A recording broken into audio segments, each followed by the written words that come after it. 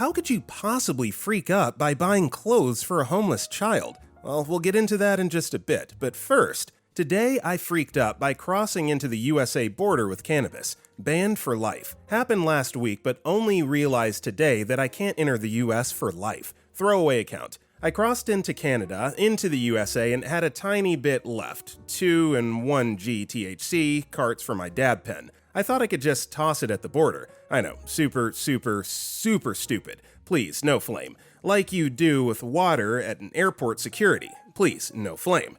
I took a bus and there was a big butt German Shepherd drug dog that sniffed my butt out. At that moment, I knew it was GG. I'm now inadmissible into the USA without approved waivers, about 3K CAD initial, and take months to be approved. Pretty bummed as now I can't really work in the USA and my parents will beat my butt. Chinese mom equals GG, when I tell them eventually. Can't fly with layovers in America either. I did a cross-America road trip with a pal last year and have done a decent bit of travel in total through the States, but I won't be exploring around anytime soon. The fact that it's for life is the brutal part, but as the saying goes, play stupid games, win stupid prizes, and what I did was incredibly stupid. Appreciate any kind words or anything to make me feel a little better, or you can just make fun of me, that's cool too. Well, OP, since you very politely requested no flame, I'm not going to do that, but if you really want to get your American fix on, I recently saw on Instagram, apparently there's like a secret back road on the upper northwestern part of Canada where you can like cut into Alaska or something, without passing border patrol, so you can do that if you want, and then take a selfie and be like, yo, I'm in the States, even though that's big time breaking the law. Actually, yeah, don't do that. Bacon and Megs 52 responded, to be frank, in states where weed is legal, there's a drop box at the airport if you're traveling to a state where it's not legal, so I can see the thought process. I guess it's the whole international aspect that makes this a no-no. Hard way to learn that lesson. Smell my fingers please responded, doesn't matter if you're going from one legal state to another. One, you're taking a plane, which is federal jurisdiction, / federal laws where there's no legal weed. That said, TSA won't prioritize small possession and have said as much. They're more focused on safety. TSA also do not have arrest authority.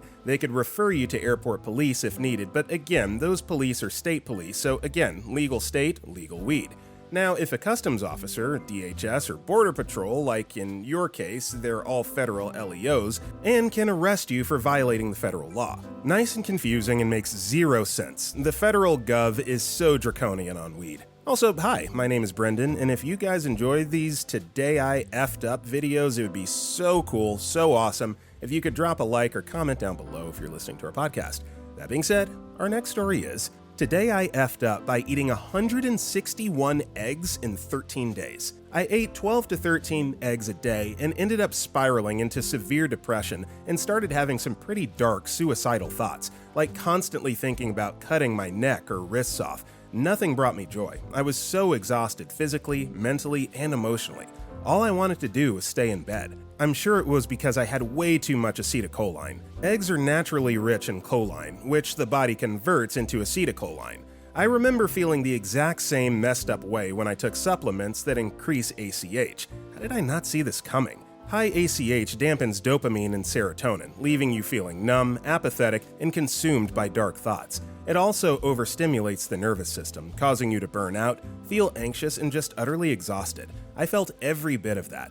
In case you're wondering, I ate so many eggs simply because I love them. I know it was a stupid decision, but love makes you blind, you know? Yolk high is real crap. I get this urge to put an egg on everything. I'll stick with 3 eggs a day max from now on, but first I need to detox. First few days are going to be rough. There will be cravings, withdrawal, maybe dreams about runny yolks. Gotta stay strong. No omelets, no sunny side ups, not even a whiff of scrambled. I'm going cold turkey. Wish me luck. So hard to discern if this guy's being facetious or not. If he is, maybe just, cold turkey, stop eating them altogether. If they've literally pushed you to the point of having those kind of dark thoughts, just stay away from them. So many other great things or even supplemental things that you can eat instead. So that's my take. Our next story is, today I effed up by participating in a disappoint your parents party and actually disappointing my parents. Me and my group of friends like holding different themed get-togethers and parties with creative themes and incentives to dress up, like awarding gift cards and cash prizes to the best costume. Our last party was on New Year's Eve, and the theme was disappointing your parents. There was a lot of creativity, with people showing up pregnant, including the men, with the love child of malign celebrities, inmates in orange jumpsuits, and sleazy drug dealers and pimps. The winner was a friend of mine who showed up as Alex Jones from InfoWars and left the party shirtless, popping horse dewormer and screaming obscenities about water turning frogs gay. I showed up as a witch, partly because I already had the costume on hand and honestly because I like dressing up as a witch. So I partied with the hat, the dress, and a straw broom, and it was fun, until my parents found out what I was wearing. At first, I thought they were joking around, pretending to be disappointed because I'd worn a witch costume a few times before when I was a teenager, mostly on Halloween. I thought, oh, good, it was a disappoint your parents party and my mom and dad are disappointed. Mission accomplished. But then they started getting serious, saying I was taking the costume too seriously as an adult since I had worn it more than once as a teenager, and they were legitimately worried that I was practicing witchcraft by wearing a costume. They even went as far as to suggest that the broom had phallic symbolism to openly disclose lust for men, which was mortifying to think about. Anyway, there I was, telling my parents that it was a costume party, and they decided that because I've dressed as a witch as an adult, that I'm somehow in league with Satan and in need of a baptism tanning bed with holy water bath salts or something. Since that time, they want to take precautionary measures by bringing me to church every weekend, humiliating me in front of clergymen by telling them that I'm wearing a witch costume as an adult, dumping the costume in the rubbish, and even wanting to review my playlist on Spotify to see if there's any influences to witchcraft. Needless to say, I've set all my social media to private and scrubbed my parents' comments from my posts, and refuse to answer my parents' calls until Discount Alex Jones surrenders his prize to me, since I've actually managed to disappoint my religious parents at the New Year's Eve Disappoint Your Parents party. Well, it sounds like you've already come up with the solution. Create some distance, scrub them off of social media. And yeah, I mean, I don't know what else to say other than to get away, run far away. It sounds like you're old enough to have that privilege, so do it. My middle name is Wyatt responded. LOL, my dad's family is religious like this too, to the point where my grandparents didn't want me reading Harry Potter. My grandfather used to literally rebuke the TV every time a commercial or anything related to it came on. I have a lot of religious trauma related to that upbringing. I stayed away from that side of the family for 15 years and only felt comfortable letting them back into my life recently. But religion is still a huge wedge between me and some of my relatives. Just know that you didn't do anything wrong. This is squarely a them issue. Our next story is, today I effed up by accidentally destroying my website, then finding the backup months later in the most unexpected place. So about a year ago, I built a website, made it live, and even got it listed on Google. Everything was going great. A few months ago, I noticed a small issue in my sign-up feature. Users were required to create a username with at least 2 characters. Out of curiosity, I decided to test what would happen if I tried ... just 2 dots as a username. And then I freaked up. I had built a feature where, after sign-up, every user would get a personal page @/username. For example, a username John would have john/index.php automatically created. But when I used ... as a username, my script ended up creating ... /index.php, which basically means it overwrote my website's main index.php file. In an instant, my entire website was gone. The homepage was completely replaced and nothing worked anymore.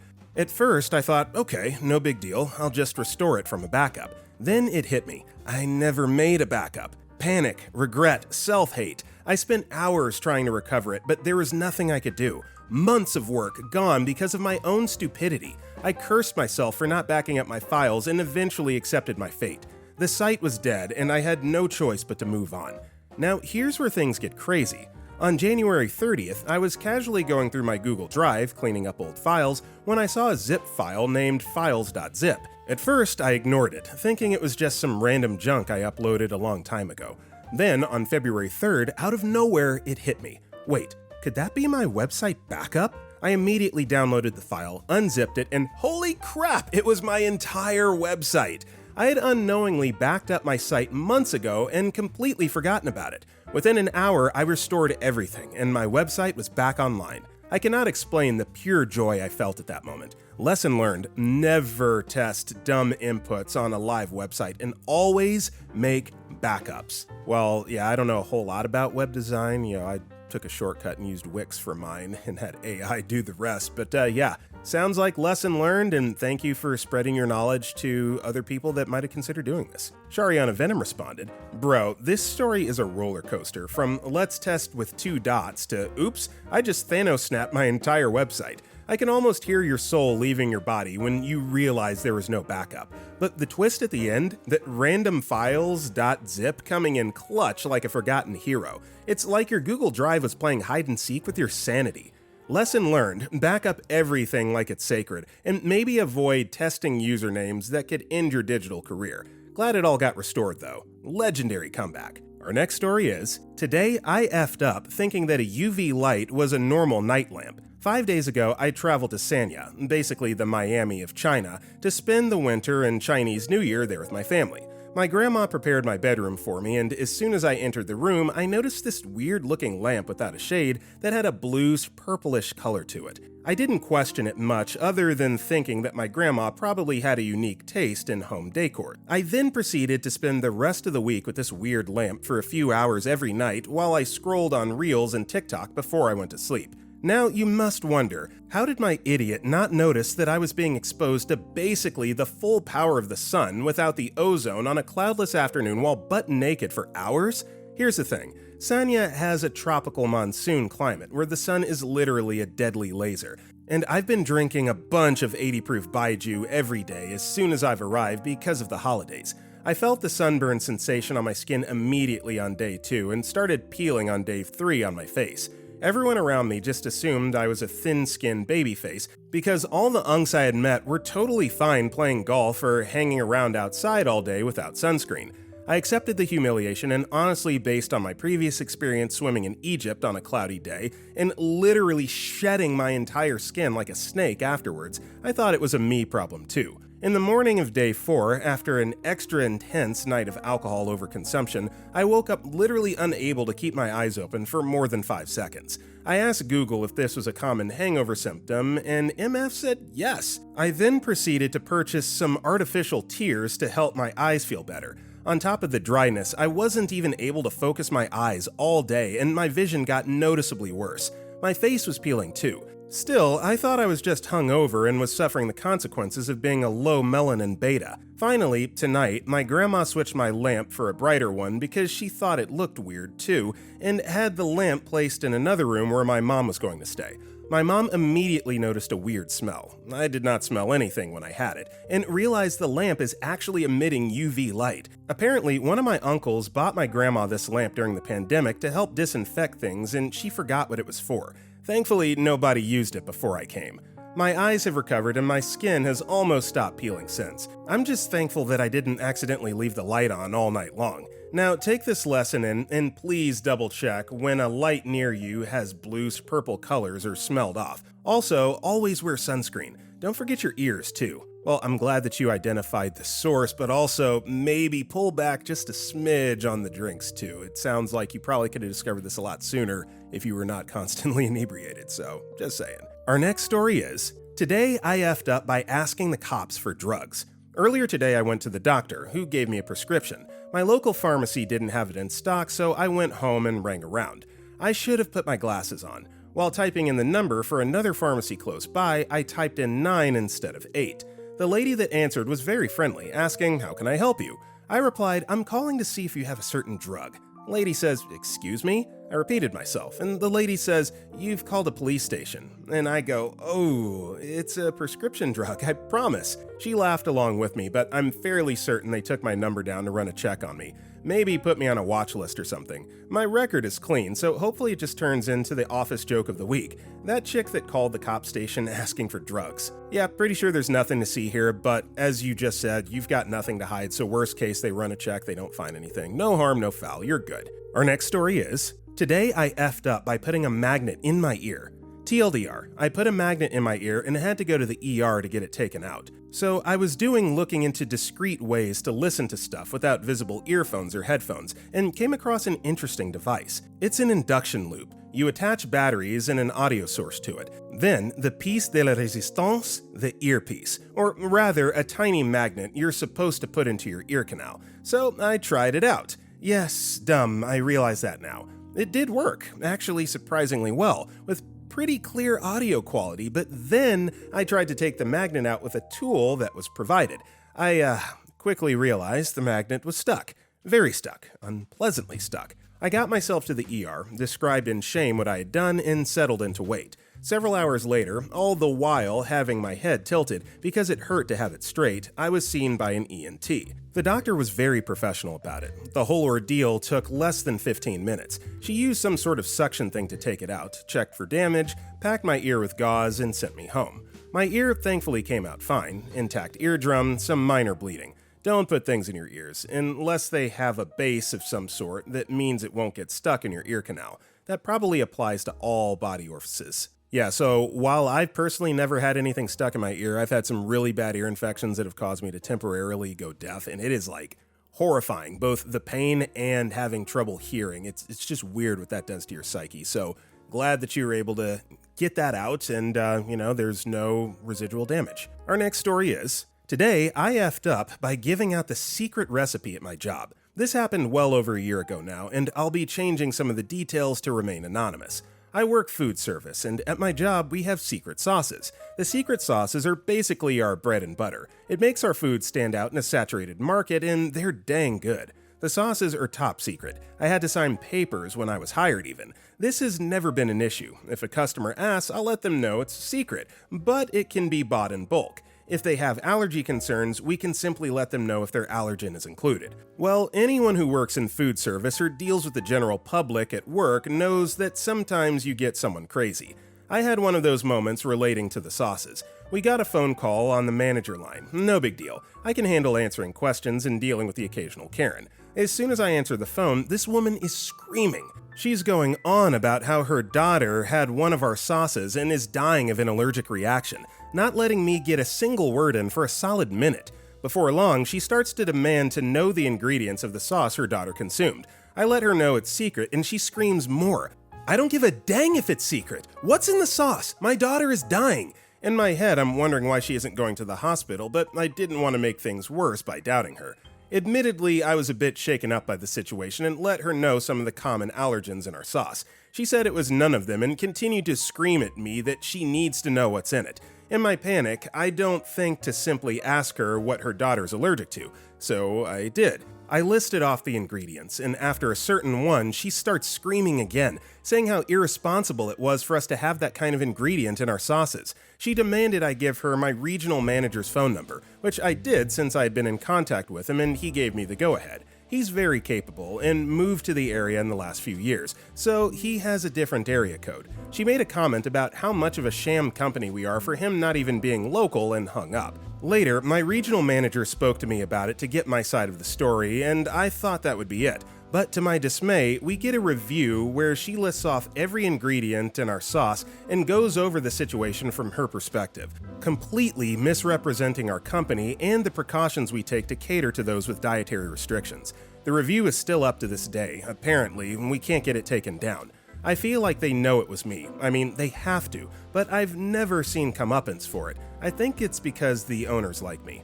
Yeah, so in situations like this, just say nothing. Refer them immediately to the manager. Don't even entertain. Even though it's stressful in the moment, you can't divulge that kind of information. And if someone above your head does so, then that's on them, but you don't really want that looming over your head. So I know you did the best you could, but next time, say nothing. The artificial kid responded, "It doesn't seem that unreasonable to give out the ingredients without the ratios and procedure, unless the ingredients themselves were particularly uncommon and a giveaway. What were they?" And Vesper the kitty replied to that, "I suppose you're right. Even with the entire list of ingredients, it's not that simple and the ratios are specific."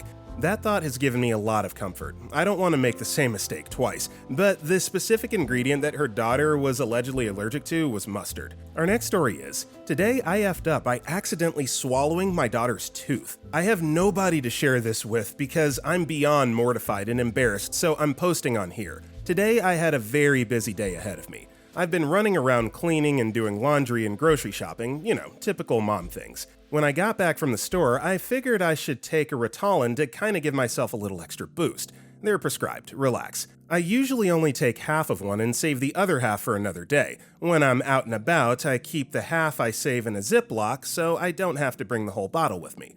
That was my first mistake. Coincidentally, my daughter also lost a tooth this morning, so I also put her tooth in a little baggie to keep it safe until we got home. I didn't even think about the tooth until I took the bag out and swallowed what I thought was my half pill, and I only realized when it felt sharp going down. I'm horrified. Before I get bashed for not realizing it was a tooth, 7-year-olds' teeth are so small and roughly the same size as my Ritalin. I also have to make up a story for my daughter because she's going to want to put her tooth under her pillow tonight. Well, to my knowledge, I don't think teeth are digestible, so I mean, if you're willing to sift through your fecal matter, maybe, lax it up, take a dump, and, see if you can fish it out if you want it by tonight. Otherwise, yeah, I think it's probably gone. Mom Spaghetti responded, "Just pretend to wrap the tooth up in a special wrapping for the tooth fairy to make it special, and tell your daughter that you did it. She will be excited." Our next story is, today I effed up by buying clothes for a homeless child. For as long as I could remember, I had wanted to help people struggling with homelessness. It wasn't just a job to me, it was a calling. I organized annual blanket drives and even dreamed of starting my own nonprofit to support McKinney-Vento children in my kids' school district.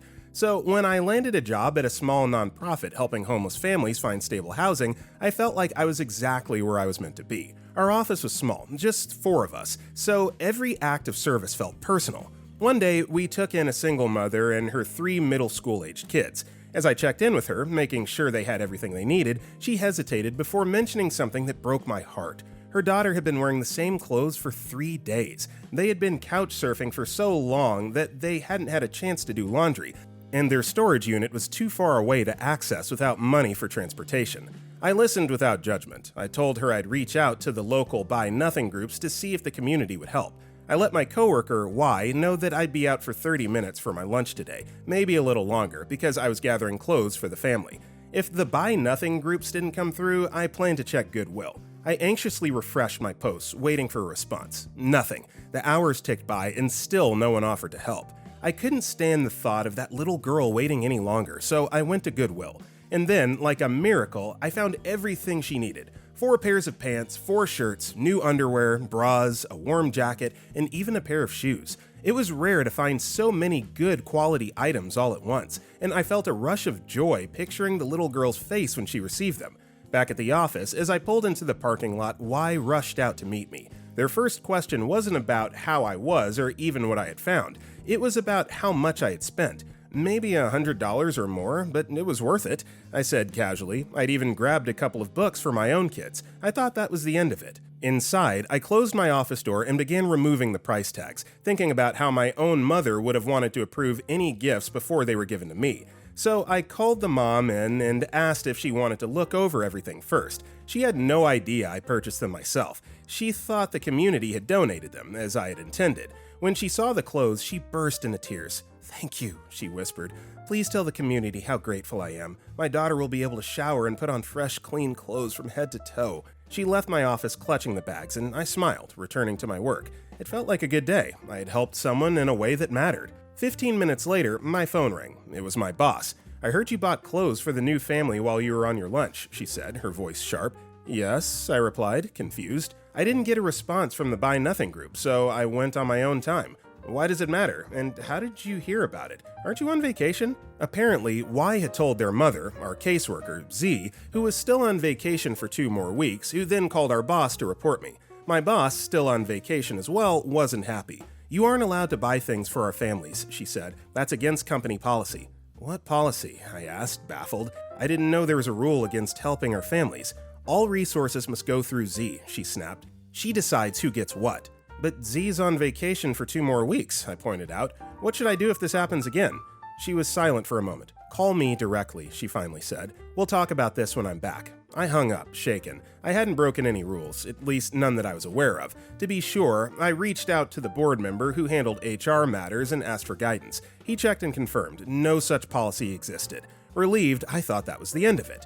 Then Monday came. I walked into the office ready for another day of work, only to be handed a termination notice. My position, they claimed, didn't get funded for the year of 2025.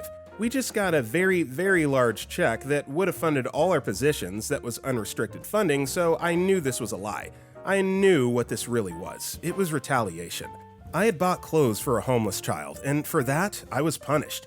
The worst part? It wasn't about the job. I could find another.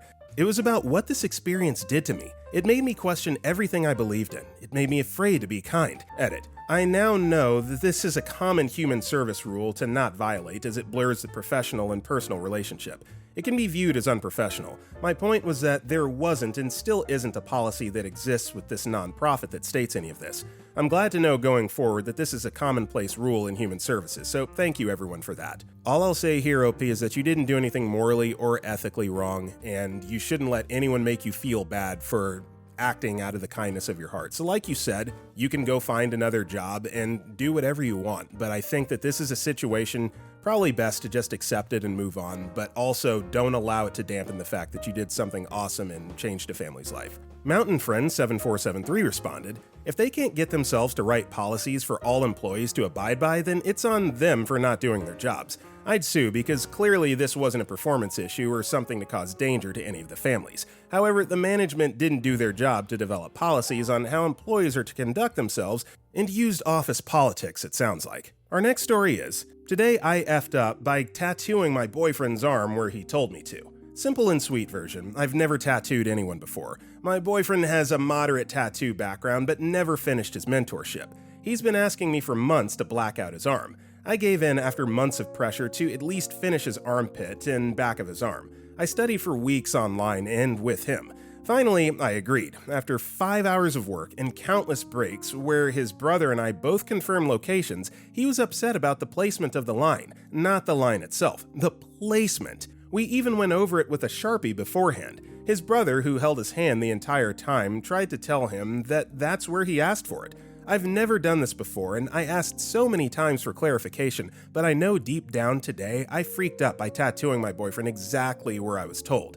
I should have just kept saying no. TLDR, don't tattoo someone you know, even if they insist, especially if you lack experience and confidence. I mean, that kind of comes with the territory of getting something permanently put on your body, right? And like you said, you went over it with Sharpie first. He had plenty of opportunity to change his outlook on this, so don't let him gaslight you. You didn't do anything wrong. Best of What's Left responded, "Your boyfriend is clearly an idiot. You get what you pay for. Always." And Exotic Sheepherder 425 responded, "You're 100% right. I should quote this for him. You get what you paid for and you didn't pay for crap.